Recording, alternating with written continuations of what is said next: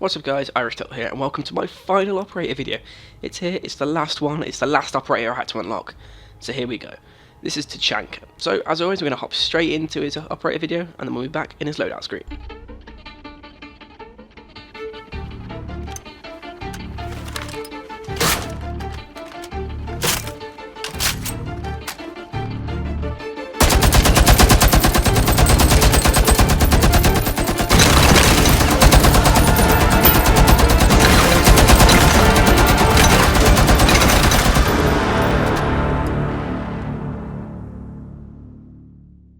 Okay guys, so here we are in Tachanka's loadout. As you can see, he's got two primary weapons. The first one is an SASG-12 shotgun, second being a 9x19 VSN submachine gun. Like, realistically, if you're going to choose his class, I'd say, personally, I'd go for the submachine gun. Although the shotgun's not too bad, because you're going to be, with this class, you're going to be setting up and you're going to be defending it in one specific room. So, you know, you sort of want to use that room to, like, hole up as much as you possibly can. So realistically, weapon choice for this class, I'd say either or. It's up to you. It's your preference really. That's what matters here. Then we go down to secondary. He's got a GSH-18 and a PMM. Now, as I've always said, I always go for the weapon that has more damage because, like, the idea of this is once you've swapped to a secondary, you should have done damage. So you should be just delivering the final few shots to kill somebody. And realistically, you want damage over capacity. But you know, it's always your own personal choice, as loadout always has been. Now, for the Gadget, you can use barbed wire or a deployable shield. Now, personally, I'd say use the barbed wire. If you place this down right with his class, you can set up lanes to slow enemies down, which is going to really help his ability.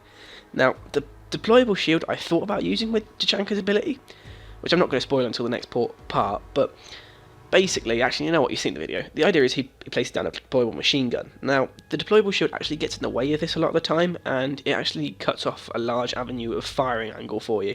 So you're probably better off using the barbed wire to slow enemies down in your, like, killing fields, so they're, like, stuck in an area where you're shooting at them and they can't get out quickly. So you're more beneficial using barbed wire in this class than you are with a deployable shield. That's just my opinion again, as all of the loadouts usually are, so you can just mix and match it how you want and how you prefer to play, but that's my personal opinion.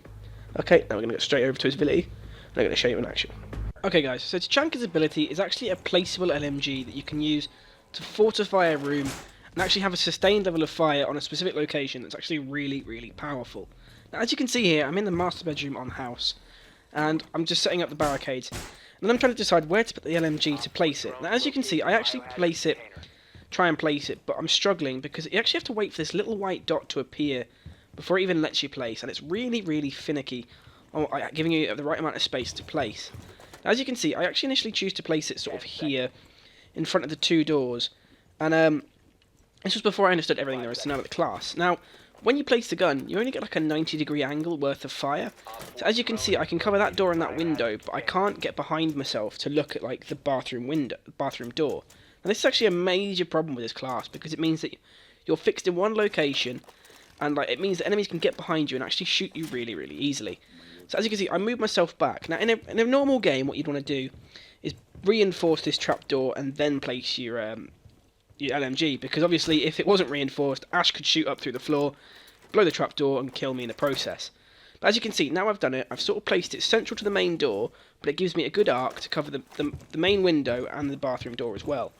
Now I then put down barbed wire to try and slow the lanes of fire that enemies might enter. As you can see, I sort of place the barbed wire and I hope that an enemy will walk into it and it'll slow them down when they enter that barbed wire.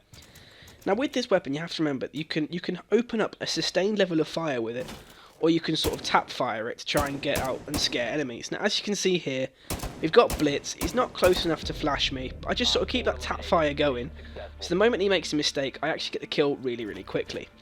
Now you have to remember though, as I've said before, this weapon can actually use sustained fire on an enemy. So as you see here, we're shooting Blitz. Now unfortunately, shields are actually very difficult to break through and actually kill the person.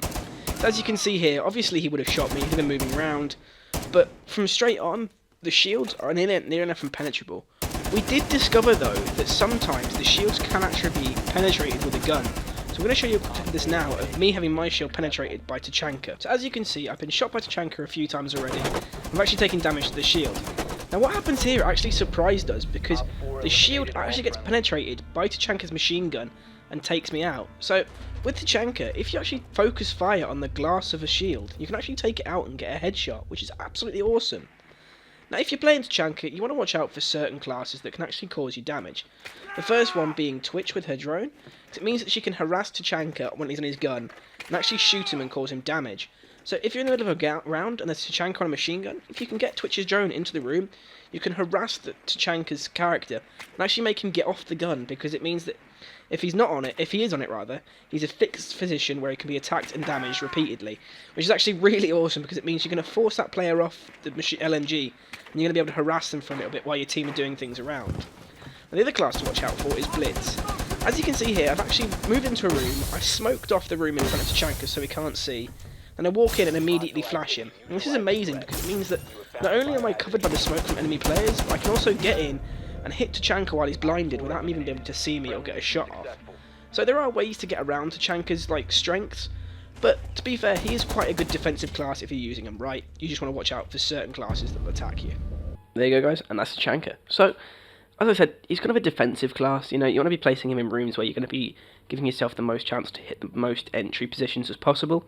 You want to watch out for people trying to grenade you because you're obviously static, Twitch drones, those sorts of things, anything that can hit you while you're static. So it takes a couple of seconds to obviously get off your machine gun to then deal with whatever the problem is. So, I say, realistically, this is the kind of class you want to be using in conjunction with other players.